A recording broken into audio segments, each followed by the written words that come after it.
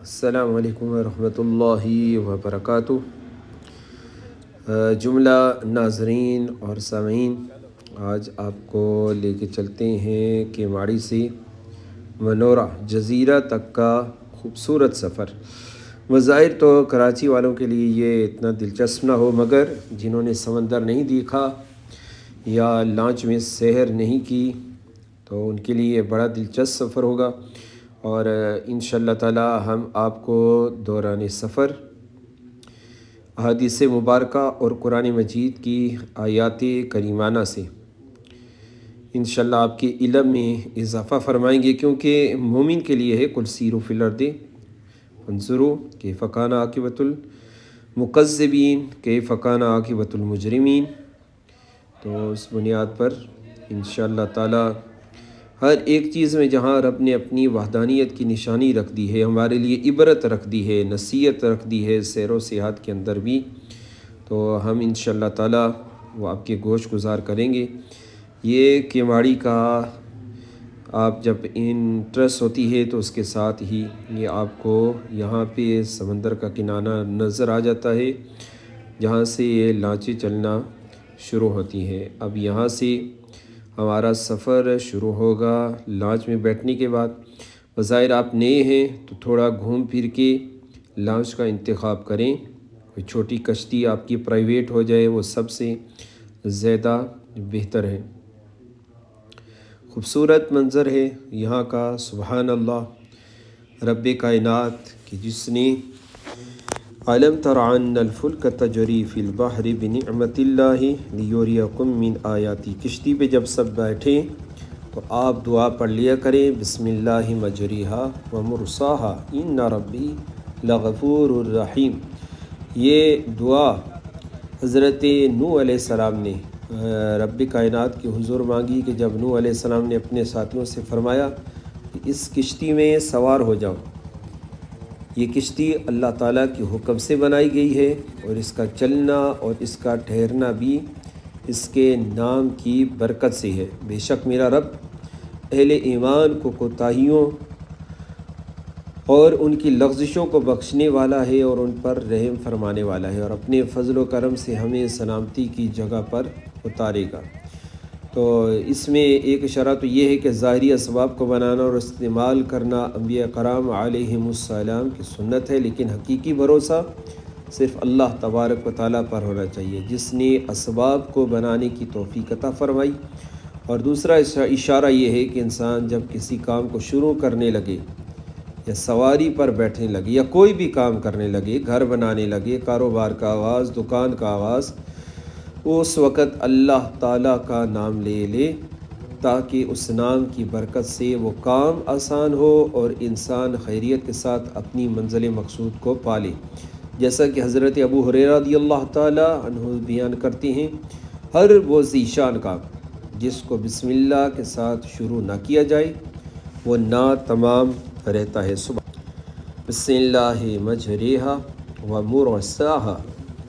ان ربی لغفور الرحیم سبحان الذی سخر لنا ھذا وما كنا له مقرنین وانا الی ربنا لمنقلبون۔ دوران سفر آپ سمندر کا بھی نظارہ کریں اور بڑے بڑے بحری جہاز بھی آپ کو دیکھنے کے ملیں گے، ساتھ ہم اپنے رب کا ذکر بھی کرتے ہیں، علم تر ان الفلک تجری فی البحر بنعمت اللہ لیریکم من آیاتی ان فی ذالک لآیات لکل صبار شکور۔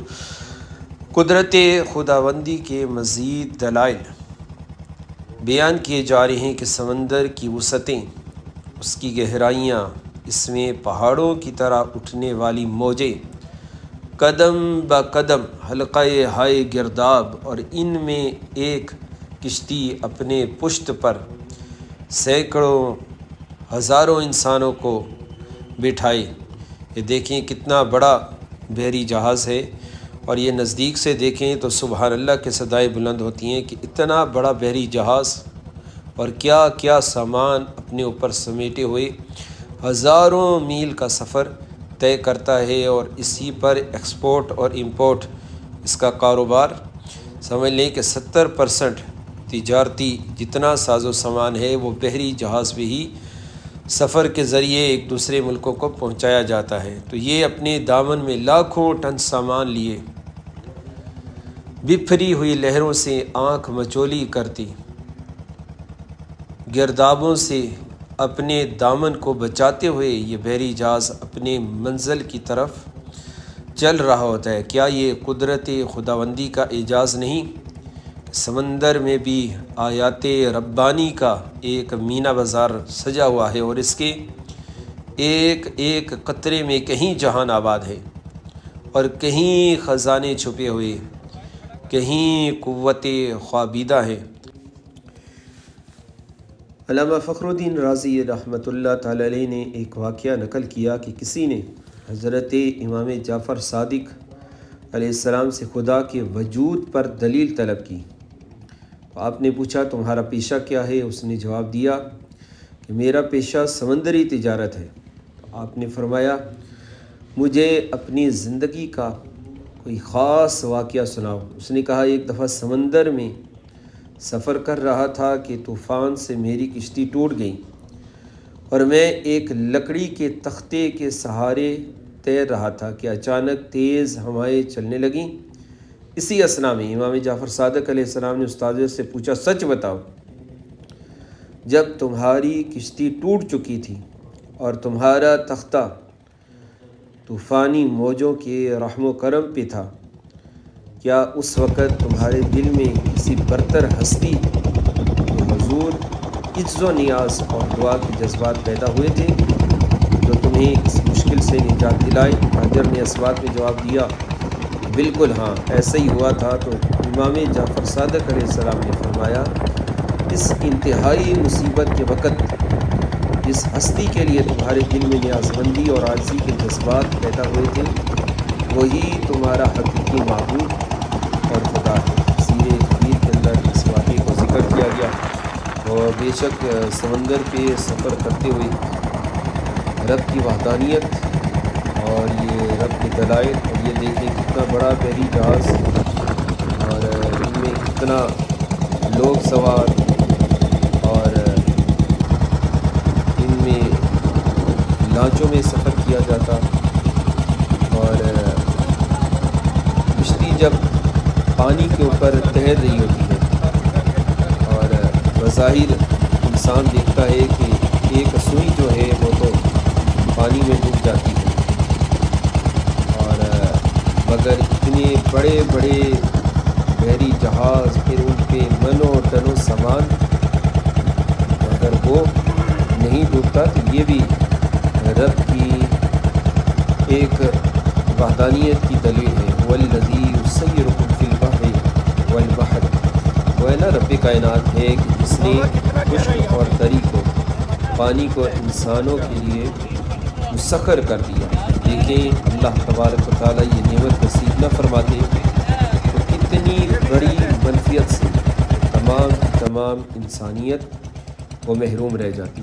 یہ ہمارا سفر ہے کیماڑی سے منورہ جزیرے کی طرف، تو اگرچہ سفر لمبا ہے مگر اس ویڈیو کو تھوڑا کٹ کر کے مختصر کیا گیا ہے تاکہ ویڈیو کی طوالت نہ ہو۔ دوران سفر ہمیں مختلف قسم کے بورڈز دیکھنے کو مل رہی ہیں، چھوٹی کشتیاں دیکھنے کو مل رہی ہیں اور بڑے بڑے بحری جہاز ہمیں دیکھنے کو مل رہی ہیں۔ سبحان اللہ سبحان اللہ سبحان اللہ۔ کشتی میں ابھی جہاں ابتدائی طور پر سفر شروع ہوتا ہے تو اس کی گہرائی ہے 20 فٹ اور پھر یہ تقریباً 100 فٹ تک اس کی گہرائی، یہ کیماڑی کے سمندر کا جو حصہ ہے یہاں تک اس کی گہرائی چلی جاتی ہے اور پھر سمندر میں تو اس کی وسعتوں کا کون اندازہ لگا سکتا ہے۔ کشتی پر سفر کرنا اور دوران سمندر سفر کے دوران دعاؤں کی قبولیت، اللہ رب العزت قرآن مجید میں اس انداز کے ساتھ کفار کی ہدایت کے لیے انہی کی کفار کی ایک دوسری حماقت کا، زیادتی اور بے انصافی کا بیان فرمایا کہ کہ یہ بھی بڑے عجیب ہیں. اگرچہ کفار مکہ کی ہدایت کے لیے اللہ تبارک و تعالیٰ نے ارشاد فرمایا فَإِذَا رَكِبُوا فِي الْفُلْكِ دَعَوُا اللَّهَ مُخْلِصِينَ لَهُ الدِّينَ فَلَمَّا نَجَّاهُمْ إِلَى الْبَرِّ إِذَا هُمْ يُشْرِكُونَ لِيَكْفُرُوا بِمَا آتَيْنَاهُمْ وَلِيَتَمَتَّعُوا فَسَوْفَ يَعْلَمُونَ. اور کفار مکہ خود بھی اور ان کے آباء و اجداد خود جو انہیں اپنے جیسے ہوتے ہیں نا اپنے زندگی کے واقعات کو بیان کرنا، تو وہ ان کے علم میں تھا کہ یہ کافر لوگ جب کیا کرتے تھے، سمندر میں سفر کرتے تھے، سوار ہوتے تھے کشتی میں، اور جب کشتی میں سوار ہونے کے بعد سمندری سفر پر راستے میں کوئی طوفان انہیں گھیر لیتا، کشتی ہچکولے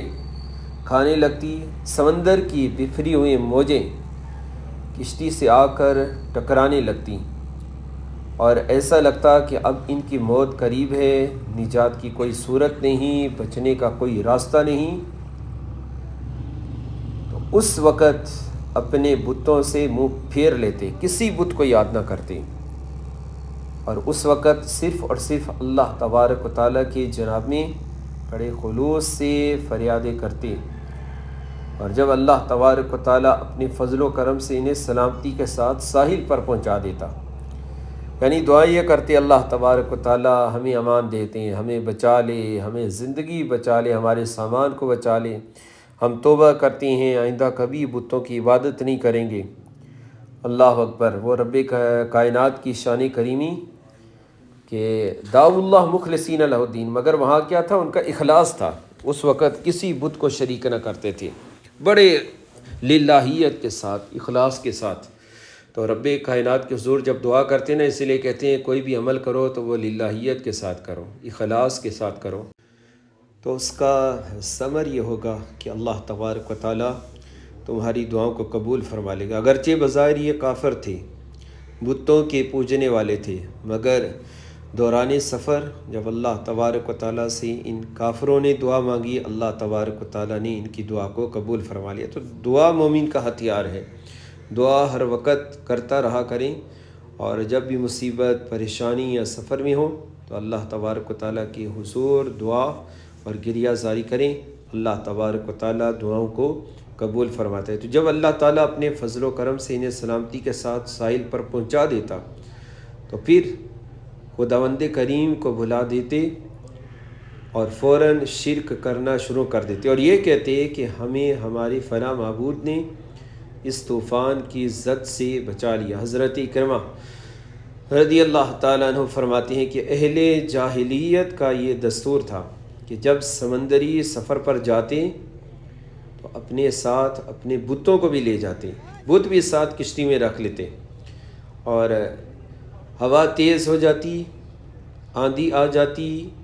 سمندر کی لہریں رب سے اجازت طلب کرتی کہ اللہ تبارک و تعالیٰ آپ کی ان نافرمانوں کو نیست و نابود کر لیا جائے. تو اس وقت یہ اپنے بتوں کو سمندر میں پھینک دیتے اور کہتے یا رب یا رب یا رب، اے ہمارے رب، اے ہمارے رب، اے ہمارے رب، ہماری اس مشکل کو دور فرما. تو رب کائنات انہیں نجات نصیب فرما دیتا. تو رب کائنات نے پھر انہیں متنبع فرمایا فَأَمِنْتُم أَن يَخْسِفَ بِكُمْ جَانِبَ الْبَرِّ أَوْ يُرْسِلَ عَلَيْكُمْ حَاصِبًا. اے مشرقین، تمہاری حماقت کی بھی کوئی حد نہیں کہ سمندر میں تو تم عذاب الہی سے ڈر کر شرک سے تائب ہو جاتے ہو، لیکن خشکی پر قدم رکھتے ساتھ ہی تمہارے لچھن یہ ہوتے ہیں کہ گویا تم سمجھتے ہو خشکی پر شرک کرنے میں کوئی حرج نہیں، کوئی عذاب نہیں آئے گا. أَن يَخْسِفَ بِكُمْ جَانِبَ، تو کیا تم بے خوف ہو گئے کہ اللہ تبارک و تعالیٰ تمہیں خشکی میں دھسا دے، اللہ حکم دے زمین تمہیں نگل لے، اور یرسل علیکم حاصبا، یا پھر تم پر اللہ رب العزت اولوں کی بارش کر دے، تیز ہوائیں تم پر آ جائیں اور وہ تمہیں تمہارے ساز و سامان کو، تمہارے گھروں کو، تمہاری فصلوں کو نیست و نابود کر دیا. اللہ